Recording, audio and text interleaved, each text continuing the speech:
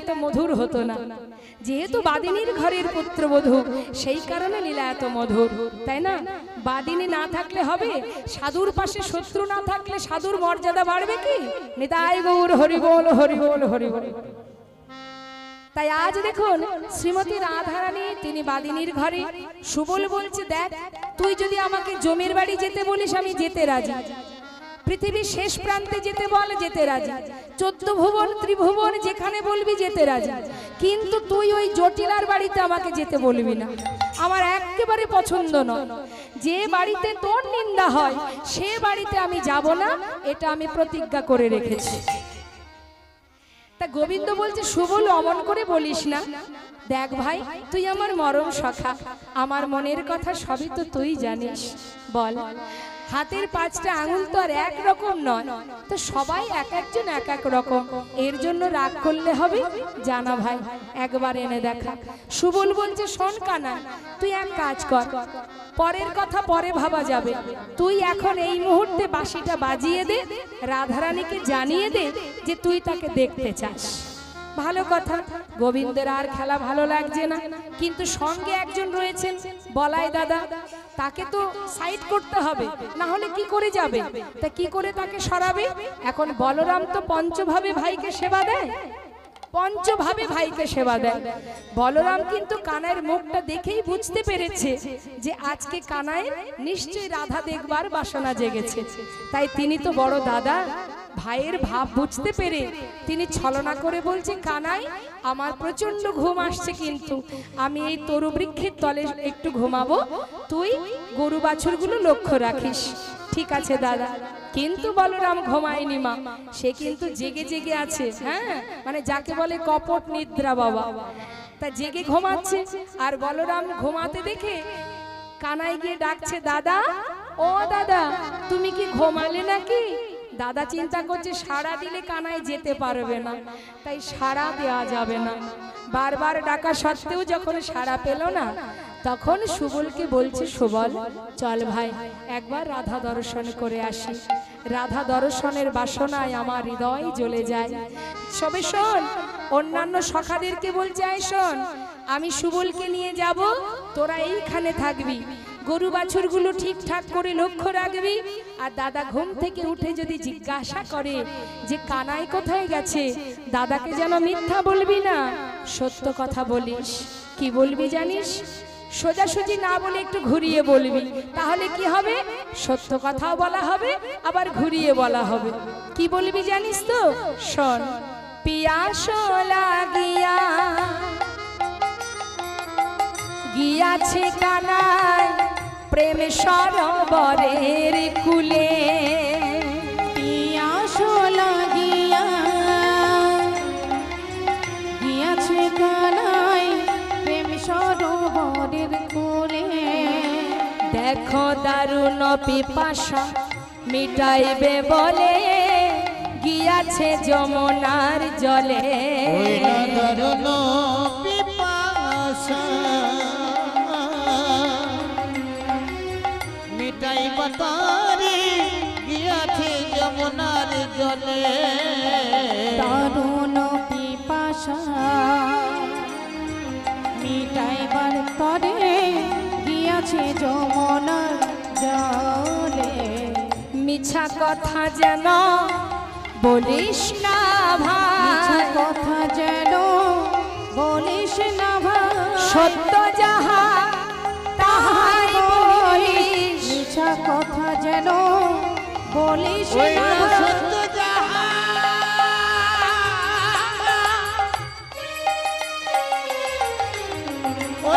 তাহাই বলি, মিথ্যা কথা যেন বলিস না ভাই। দারুণ পিপাসা মিটাইবার লাগি গিয়াছে যমুনার জলে। তাই গৌর হরি বল, হরি বল। এটাই তো সেবা বাবা, ভগবানকে সেবা ঠিক এইভাবেই দিতে হয়, অন্তর থেকে। দাদা যেমন জানে ভাইয়ের মনে কখন কি চলছে সেটা বলরাম অন্তরে জানতে পারে। আর এমন ভাবে যদি কোনো ভক্ত ভগবানকে ভালোবাসতে পারে সেই তো প্রকৃত ভক্ত।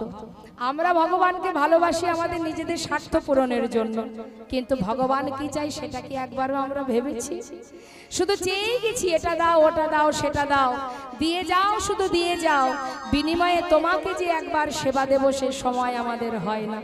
তাহলে মা কৃষ্ণ ভজন কবে হবে? কি করে আমাদের চৈতন্য হবে, চেতনা হবে? কি করে আমাদের অন্ধকার থেকে আলোর পথ আমরা দেখতে পাবো? ভবপারে যখন আমরা যাব, সেই পরম পারে গিয়ে সেখানে গিয়ে বিচার দেব কি? চলে তো যেতেই হবে। সেখানেও একটা বিচারালয় আছে। এখানে যেমন বিচারালয় আছে, এখানে যেমন ন্যায়, এখানে যেমন আইন আছে, সেখানেও বিচার আছে। বিচার হবে তোমার। বিচার করবার সময় তুমি বিচার দিতে পারবে? 84 লক্ষ জনে ভ্রমণ করে মানব জন্ম পেয়েছো, সেই মানব কুলে জন্ম পেয়ে তুমি ভগবানের জন্য কি করেছো? কৃষ্ণ নাম করেছো, ভালোবেসেছো তাকে, সেবা দিয়েছো তার, ডেকেছো তাকে? বলতে পারবো না, কিছুই তো করতে পারিনি। তথাপিও ভগবান বললেন সংসার জীবনে কর্ম করো ঠিকই, কিন্তু তুমি বারবার তোমাকে শাস্ত্র শিক্ষা দিচ্ছে, শাস্ত্র বুঝিয়ে দিচ্ছে, নিজের জনকে ভুলে যেও না, আপন জনকে ভুলে যেও না। আপন জনকে কে আপন? এক ঘটনা মনে পড়ে গেল, একটু বলি বাবা। একটু যখন বলবার মতো শক্তি পেয়েছি বলেই দিই। এক বাবার 3 ছেলে, 3 ছেলেকে মানুষ করেছে। আমরা যেমন ছেলে মেয়ে মানুষ করছি, তা 3 ছেলেকে মানুষ করেছে। তারা বড় বড় এক একজন গুণবান হয়েছে। তা সবাই যখন ভালো ভালো চাকরি করছে, ভালো রোজগার করছে, বাবারও কিন্তু গর্ব হচ্ছে যে আমি 3 ছেলেকে মানুষ করেছি। সন্তান যদি ভালো কিছু করে মা বাবার গর্ব হয় কি, তাই তো? এখন হয়েছে কি বাবা, 3 ছেলেকে মানুষ করতে করতে বাবার বয়স হয়েছে, বাবা বৃদ্ধ হচ্ছেন। ঠিক সেই সময় একদিন সকালবেলায় তিনি পথে হাঁটছেন, হঠাৎ এক সাধুর সঙ্গে দেখা। তাকে প্রণাম জানালেন, জিজ্ঞাসা করলেন কেমন আছেন প্রভু? সেই বললেন আমি ভালো আছি, তুমি কেমন আছো? আমি খুব ভালো আছি। কথাটা মন দিয়ে শুনবেন, খুব শিক্ষামূলক কথা, আমাদের জীবের, এই জীব শিক্ষামূলক কথা, জীবের কল্যাণের জন্য।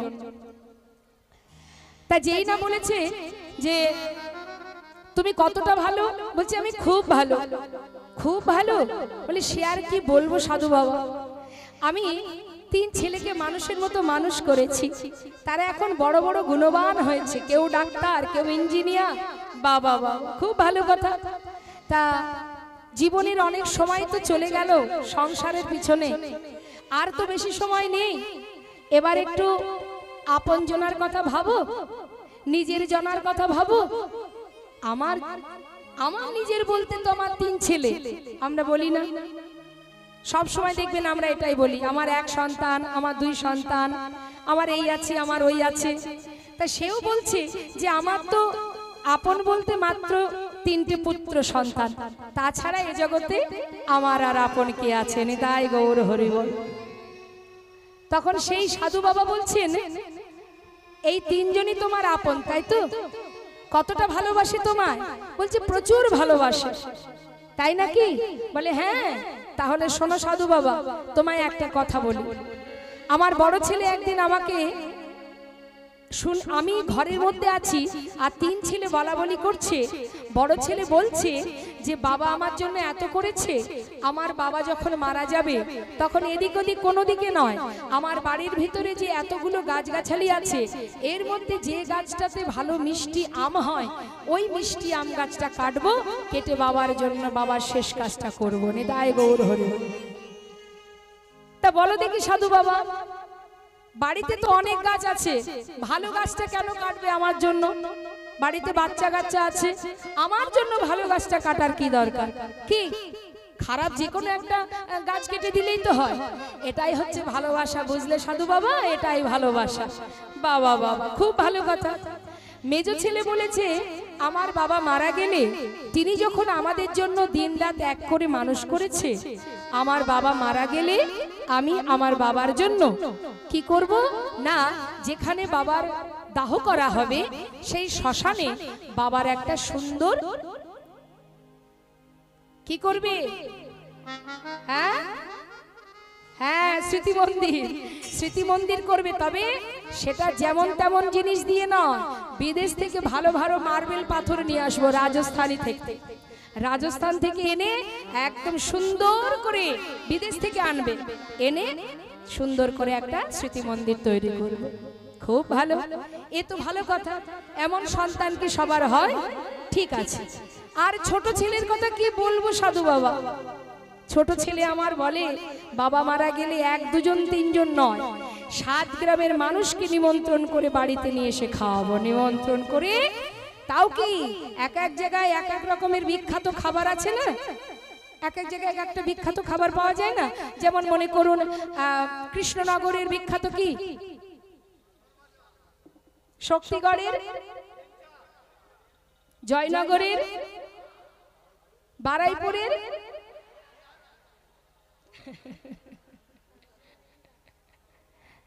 সত্যি আমরাও কিন্তু ভালোবাসি, আমরা তো থাকি উত্তর 24 পরগনা, আমরাও কিন্তু বারুইপুরের পেয়ারা খুঁজে বেড়াই।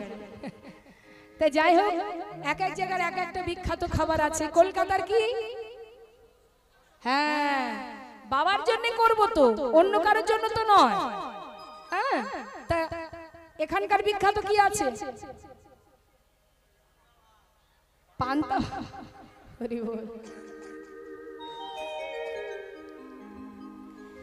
তাই সব কিছু নিয়ে এসে বাবার জন্য সুন্দর করে, মানে 7 গ্রামের মানুষকে খাওয়াবো। বাবা বাবা, তখন সাধু বাবা বললেন, একটু কি পরীক্ষা করে দেখবে নাকি ভাই? হ্যাঁ, যে তোমার সন্তানরা যেগুলো বলেছে সেগুলো করবে কিনা। সাধু বাবা, এ আবার কেমন কথা? আমার সন্তান গর্ব করে সে, তারা ভাই ভাই আলোচনা করেছে আর তারা আমার জন্য করবে না? আমি কি কম করেছি তাদের জন্য? সারা জীবনটা নিজের কথা ভাবিনি গো, তাদের জন্য করেছি আমি। আমার সন্তান এমন কুপুত্র নয়, তারা আমার জন্য করবে গো, করবে। বাবা বাবা, এতই যখন তোমার বিশ্বাস, তাহলে এক কাজ করো, একটা পরীক্ষা করা যাক। কি পরীক্ষা? বলছে তুমি একবার মরে দেখো তো যে তোমার ছেলেরা সবকিছু করে কিনা। কি হলো? না না, সত্যি সত্যি নয়। শোনো, একটা কথা বলি, আমার কাছে একটা ভেষজ বড়ি আছে, সেই ভেষজ বড়িটা আমি তোমায় দেব, সেটা তুমি সেবা করবে।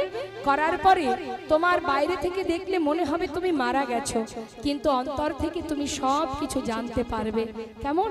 একবার পরীক্ষা করে দেখো, যদি তোমার ছেলেরা এমনটা করে থাকে, তাহলে আমি জানবো তুমি ঠিক, আমি ভুল। বেশ, তাই হবে সাধু বাবা। সেই ভেষজ বড়িটা হাতে করে নিয়ে রাত্রে খাবার পরে খেয়ে নিয়েছে। এবার রাত্রে যেই না বিছানায় শুয়েছে, পরের দিন সকালবেলা, যিনি সকাল 7টার মধ্যে উঠে যায়, আজ তিনি আর উঠছেন না। 9টা বেজে গেল, 10টা বেজে গেল, বাবা উঠছে না। বড় ছেলে গিয়ে ডাকছে, বাবা বাবা, ও বাবা, বাবা বাবা তুমি এখনো কেন উঠলে না?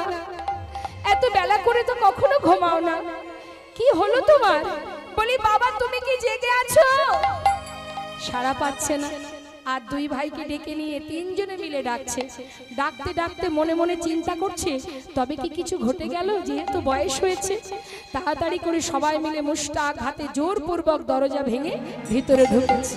ঢুকে দেখছে বাবা শুয়ে আছে। ছুটে গিয়ে সবাই মিলে বাবার দেহটাকে জড়িয়ে ধরে কাঁদছে। বাবা, বাবা তোমার কি হয়েছে? বাবা তুমি সাড়া দিচ্ছ না কেন? বাবা বলো না কি হয়েছে তোমার? বাবা, বাবা তুমি কোথায় চলে গেলে? তুমি যে আমাদের মাথার উপর একটা বট গাছের ছায়ার মতো ছায়া দিতে, আমরা এখন কোথায় যাব, কোথায় থাকবো? বাবা তুমি কোথায় চলে গেলে? বাবা কথা বলো। 3 ছেলে চিৎকার করে কাঁদছে বাবাকে জড়িয়ে ধরে। বেশ কিছুক্ষণ কাঁদতে কাঁদতে, দেখতে দেখতে সেই বাড়িতে গ্রামবাসী সবাই 1জন 2জন করতে করতে ভিড় হয়ে গেল। বেশ কিছু সময় ধরে কান্নাকাটি হবার পর তখন বড় ভাই বলে উঠলেন, কান্না বন্ধ কর ভাই, আর কি হবে বল? যে চলে গেছে সে তো আর আসবে না, এখন তার শেষ কাজটা তো আমাদের করতে হবে। জানিস ভাই, এক সময় তোদের বলেছিলাম, মনে আছে তোদের? বাবার জন্য বাড়ির বড় গাছটা কাটবো, সেটা কেটে বাবার শেষ কাজটা করব। কিন্তু হঠাৎ মনে চিন্তা করলাম, যে বড় গাছের আমগুলো এত মিষ্টি, বাড়িতে ছোট ছোট ছেলে মেয়ে আছে, তারা পাড়ায় পাড়ায় একটা মিষ্টি আমের জন্য ঘুরে বেড়াবে। বাবার শেষ কাজ করব, আম গাছ দিয়ে যখন করব বলেছি তো যে কোনো একটা আম গাছ তো দিলেই হয়, শুধু শুধু ওই আম গাছটা আর কাটবো না। তখন ছোট ভাই আর মেজো ভাই বলছে ঠিকই বলেছিস দাদা, ওটা আর কেটে লাভ নেই। বাবা শুনছে কথা। মেজো ছেলে বলছে দাদা আমিও না বলেছিলাম বাবার জন্য এটা করব, বিদেশ থেকে দামি পাথর এনে একটা স্মৃতি মন্দির বানাবো। চিন্তা করছি এত টাকা খরচ করব, বাবার জন্য আমাদের জন্য যেমন করেছে আমাদেরকেও তো সন্তানের কথা ভাবতে হবে, তাদের ভবিষ্যতে চিন্তা করতে হবে, তাদেরকে মানুষ করতে হবে। এত টাকা খরচ করে স্মৃতি মন্দির বানালে সেটা যেমন স্মৃতি মন্দির, আবার যদি একটু কিছু খুঁটি পুঁতে বাঁশের বেড়া করে দিই সেটাও তো স্মৃতি মন্দির। স্মৃতি মন্দির বানানো নিয়ে কথা, তা সে বিদেশি পাথর দিয়ে বানালেও স্মৃতি মন্দির, আবার বাঁশের বেড়া করে খুঁটি পুঁতে দিয়ে সেটাও তো স্মৃতি মন্দির। নিতাই গৌর হরি বল। যখন সন্তান কোলের মধ্যে বসে আদর করে না মা, মনে হয় যে কত ভালোবাসে, কিন্তু জগৎটা কেমন জানেন বাবা, বিচিত্র নাটক মঞ্চ। এটা আমার কথা নয়, শাস্ত্রে বললেন কাতব কান্তাকস্তে পুত্র সংসারয় ভতিব বিচিত্র নলিনী জলগত তরলং তদ্ভুত অতিশয় চপলা। যেখান থেকে আসা সেখানেই ফেরা, মাঝখানে যেটুকু সংসার জীবনে চলছি এটা একটা বিচিত্র নাট্য মঞ্চ, যেখানে আমরা সবাই অভিনয় করছি। আমরা বড় বড় অভিনেত্রী, আমরা অভিনয় করে যাচ্ছি, কিন্তু অভিনয় যেদিন শেষ হবে সেদিন আপন ঘরে ফিরে যেতে হবে মা। তাই যত সময় তুমি সংসারের জন্য, সমাজের জন্য, পরিবারের জন্য করতে পারবে তত সময় তুমি ভালোবাসার। যেদিন আর পারবে না সেদিন থেকে তুমি পর হয়ে যাবে, এটাই জগতের নিয়ম। তাই আর বলছে দেখো, শুধু তাই নয়, ছোট ছেলের কথা। ছোট ছেলে বলছে দাদা ভেবেছিলাম 7 গ্রামের মানুষকে নিয়ে এসে বাড়িতে খাওয়াবো, চিন্তা করছি 7 গ্রামের মানুষকে খাওয়িয়ে কি লাভ, যতই খাওয়াও না কেন খাওয়ানোর পরেও তারা ফেরার পথে বদনাম করতে করতে যাবে। তা শুধু শুধু খাওয়িয়ে লাভ নেই, তার থেকে যে কজন বাবাকে নিয়ে শ্মশানে যাবে তারা ফিরে এলে তাদেরকে ওই জয়নগরের মোয়া, কৃষ্ণনগরের সরভাজা, কলকাতার রসগোল্লা এগুলো যেমন মিষ্টি, আবার দোকানের ওই গুড় বাতাসা সেও তো মিষ্টি, চিড়ের সঙ্গে গুড় বাতাসা মিশিয়ে যদি ওদেরকে খাওয়িয়ে দিই, কজনকে দেবে, যে কজন বাবাকে নিয়ে শ্মশানে যাবে তাদেরকে চিড়ের সঙ্গে গুড় বাতাসা মিশিয়ে খাওয়িয়ে দিলেই তো হবে। বাবা শয্যায় শুয়ে শুয়ে চোখের জলে বুক ভাসিয়ে কাঁদছে। কেঁদে কেঁদে বলছে ওরে জীবন, এতদিন যার কথা আমি ভাবিনি, যে জন্ম থেকে মৃত্যু পর্যন্ত আমার কাছে আছে, যে আমার সুখে আছে দুঃখে আছে, তার চিন্তা না করে যাদের কথা ভেবেছি আমি, আজ তারাই যে আমার জীবনে পর হয়ে গেল। যতদিন ক্ষমতা ছিল, ভালোবাসার মানুষ ছিলাম, আজ সব কিছু হারিয়ে ফেলেছি আমি। আমি কাকে বিশ্বাস করলাম, আমি কাকে ভরসা করলাম? জীবনের সমস্ত ভরসা ত্যাগ করে দিয়ে কৃষ্ণ নামকে সার করে চোখের জলে মুখ ভাসিয়ে কাঁদতে কাঁদতে বিছানা থেকে যেই না উঠে বসেছে, 3 ছেলে দেখছে বাবা বিছানায় উঠে বসেছে, ছুটে গিয়ে জড়িয়ে ধরেছে, বাবা বাবা বাবা বাবা তুমি বেঁচে আছো, বাবা তুমি বেঁচে আছো। বাবা বলে উঠলেন, ওরে কথাটা ঠিকই বলেছিস তোরা, আমি বেঁচে আছি, এতদিন আমি মরেই ছিলাম, আজ আমি বেঁচে উঠেছি, তবে জানি না আর কতটুকু সময় আছে আমার। এবার তোরা আমায় বিদায় দিয়ে দে, এবার বিদায় দিয়ে দে। শয্যা থেকে নেমে ছুটতে ছুটতে সেই সাধুর চরণে গিয়ে চরণটি জড়িয়ে ধরে আছাড় খেয়ে পড়ে। সাধু বলে উঠলেন, একবার চিন্তা করে দেখ, একবার ভেবে দেখ, কে তোর আপন কে তোর পর। বুঝলি, যতটুকু সময় আছে রাজা পরীক্ষিত যদি 7 দিনের মধ্যে ভগবানের চরণ লাভ করতে পারে, তুইও পারবি। ওঠ, কৃষ্ণ নাম কর। শ্রুতিমূলে বদলে দিয়ে কৃষ্ণ মন্ত্রে দীক্ষিত হয়ে ঘরের কোণে বসে বসে কাঁদে আর বলে, দয়াময়, এই মায়ার সংসার এই যে একটা তৃষ্ণার্ত ভূমি মাত্র, যেখানে যতই দাও না কেন শুধু তৃষ্ণা তৃষ্ণা, নেই অভাব। একমাত্র তুমি করুণাময় দয়াল, যাকে না চাইতেই পাওয়া যায়। একবার মনে কৃপা করো। বলো প্রভু, কেমন করে ডাকবো তোমায়? ঘরের কোণে বসে বসে কাঁদছে, কৃষ্ণ নামে কাঁদিবে কবে আমার পোড়াম। ওই না কৃষ্ণ নামে কাঁদবে কবে আমার পোড়াম।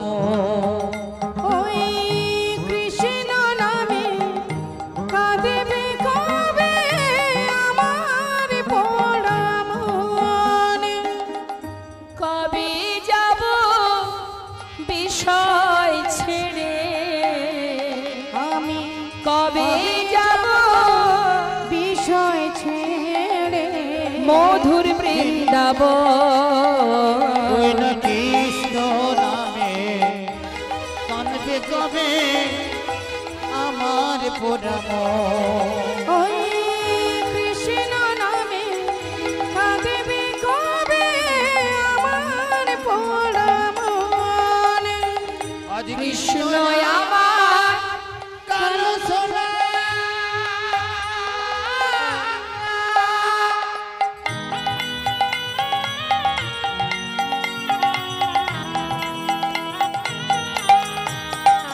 ওই কৃষ্ণ আমার কালো সোনা